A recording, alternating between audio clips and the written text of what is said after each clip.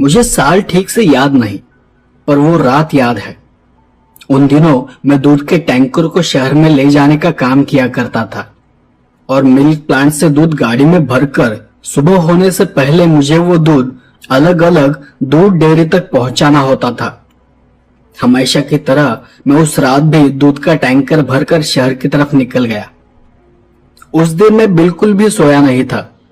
हालांकि रात गाड़ी चलाने के लिए मैं हमेशा दिन में कम से कम 4 या 5 घंटे नींद पूरी कर लेता था, और उसी दिन काम की वजह से मेरी नींद पूरी नहीं हुई थी।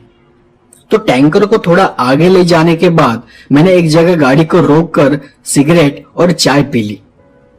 उसके बावजूद मुझे नींद आ रही थी। जैसे तैसे मैं नींद को कंट्रोल करते हुए आगे आगे बढ़ता जा रहा था, लेकिन एक वक्त मुझे ऐसा लगा कि अब मुझे नींद को कंट्रोल करना बहुत ही मुश्किल लग रहा है। तो मैंने एक जगह पर टैंकर को साइड में रोका और सोचा कि कुछ देर के लिए सो जाता हूं। दुर्घटना से देर भली, और मैं वही केबिन को अंदर से बंद करके सो गया। मैं अब भी आधी नींद में था कि मुझे किसी के रोने की आवाज सुनाई देने लगी। मुझे समझ नहीं आ रहा था कि यह हकीकत में आवाज आ रही है या फिर मैं सपना देख रहा हूं। मैं नींद में ही उस आवाज को सुनने की कोशिश करने लगा। वो किसी बच्चे की रोने की आवाज थी। मैं झट से उठकर बैठ गया। ऐसी जगह पर किसी बच्चे की रोने की आवाज कैसे आ सकती है? मैंने गाड़ी के बाहर झुक कर देखा, पर वहां आसपास कोई घर, कोई मकान नहीं था और नहीं कोई इंसानी बस्ती नजर आ रही थी कि जहां से बच्चे की रोने की आवाज सुनाई दे। मुझे लगा कि ये मेरा वहम होगा, तो मैं वहीं बाहर झुककर नींद भगाने के लिए अपने मुंह पर पानी मारने लगा। थोड़ा फ्रेश महसूस होने पर मैंने गाड़ी स्टार्ट की। बस थोड़ा ही आगे गया था कि नींद की वजह से फिर से मेरी आंख झपकने लगी। मैं वैसे ही एक हाथ से अपनी आंखों को मसलते हुए नींद को दूर रखने की कोशिश कर रहा था कि मैंने देखा कि कोई औरत किसी बच्चे को अपने हाथ में लेकर आगे एक ब्रिज के और रास्ते में बीचों बीच खड़ी है। मैंने जोर से ब्रेक मारा और गाड़ी को जगह पर ही रोक दिया। मेरी धड़कन तेज हो गई थी। अगर कुछ ही सेकंड्स में मैं गाड़ी को ब्रेक नहीं लगाता तो गाड़ी उस औरत और बच्चे को रौंदकर आगे निकल चुकी होती। वो सब इतना जल्दी जल्दी में हुआ कि मेरी तो नींद ही उड़ गई। गाड़ी की हेडलाइट की रोशनी इतनी तेज थी कि उस औरत का चेहरा ठीक से नजर नहीं आ रहा था। उसने घूंघट से अपना पूरा चेहरा ढक रखा था। मैंने फिर 1-2 बार हॉर्न बजाया और गाड़ी से बाहर सर को निकालते हुए मैं उस पर चिल्लाया, अबे मरना है क्या? इतनी रात को रास्ते के बीच में आकर खड़ी है, वो भी मासूम बच्चे के साथ। देखने से लग रहा था कि वो बच्चा बस 4 या 5 महीने का होगा।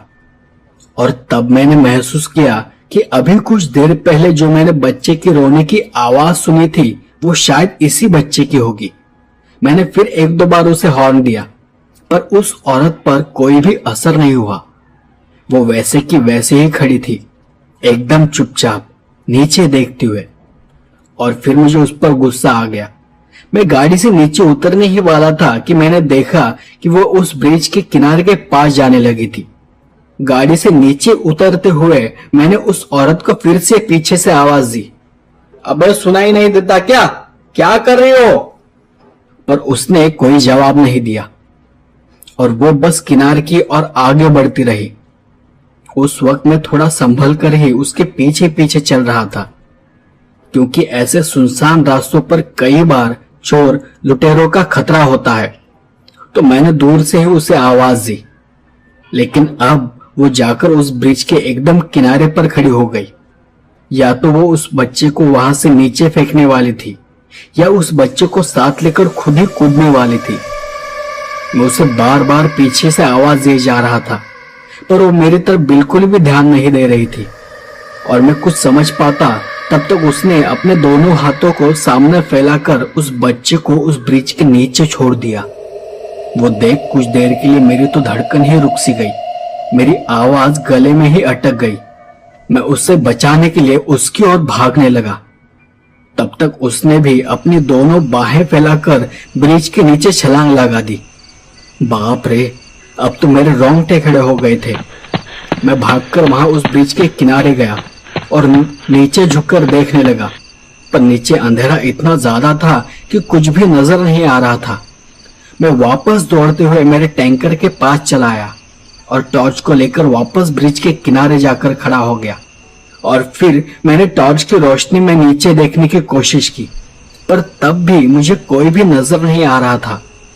मैंने हर जगह हर कोने में ठीक से देखा, पर नीचे न वो बच्चा था और न ही वो औरत थी। मैं हैरान था कि अभी अभी तो उसने मेरे सामने यहां से छलांग लगाई थी।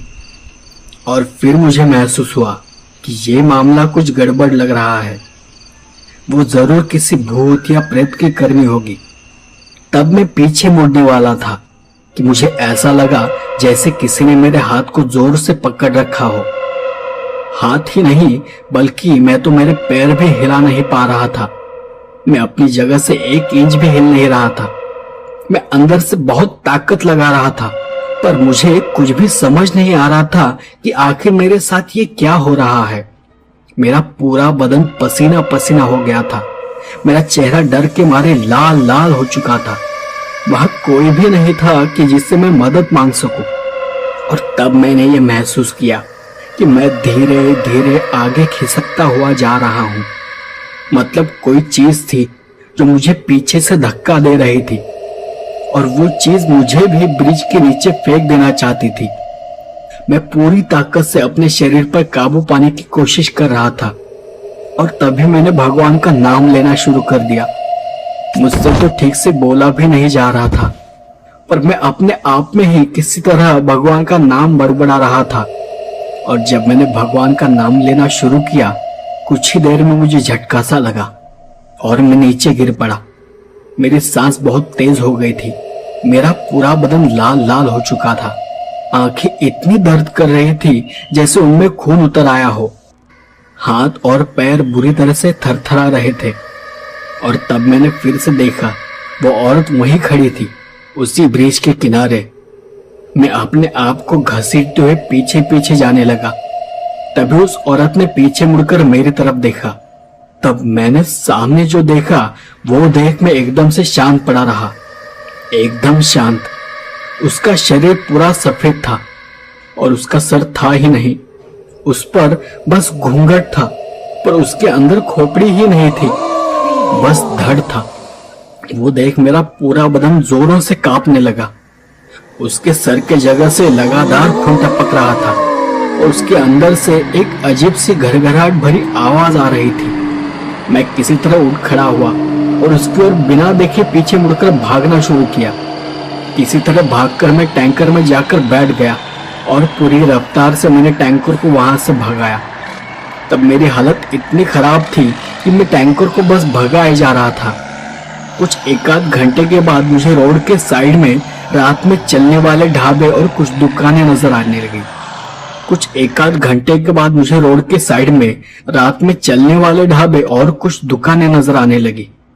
तब जाकर मैंने राहत की सांस ली। मैंने वहीं एक ढाबे के पास अपनी टैंकर को रोक दिया और कुछ देर के लिए वहीं बैठ गया।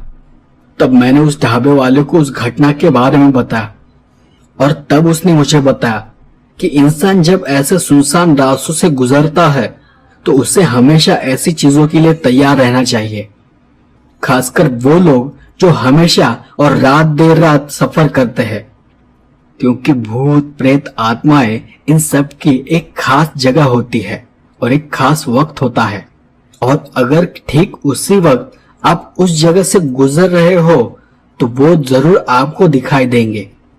कभी कभी वो सिर्फ दिखाई नहीं देते बल्कि तुम्हें अपने साथ उनकी दुनिया में लेकर जाने की कोशिश भी करते हैं। तो इस बात को हमेशा के लिए ध्यान में रखना